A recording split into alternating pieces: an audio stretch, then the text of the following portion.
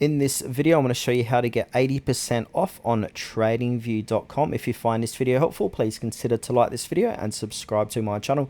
In saying that, let's just jump straight into the video. Okay, so what we basically need to do is head on over to TradingView.com in a browser and sign into your account. Now, once you sign into your account and is a relatively new account, you're going to have the option to get a 80% off discount. So from here, click onto that and then choose what type of plan you want to go with. So for your 80%, it is the ultimate plan. So that is annually. So we need to set this up as annually, or click on annually.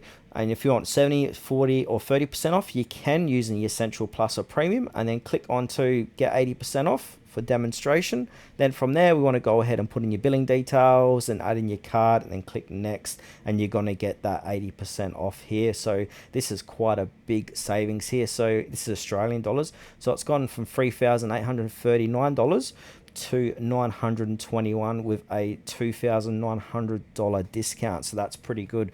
So if I come back here again to TradingView.com, these do change, because the other day it said I could get a free trial for 30 days. So just depending what you want, if you want an 80% off, you can go through that, or if you want a free trial, just come back within a couple of days and they might be changing that again.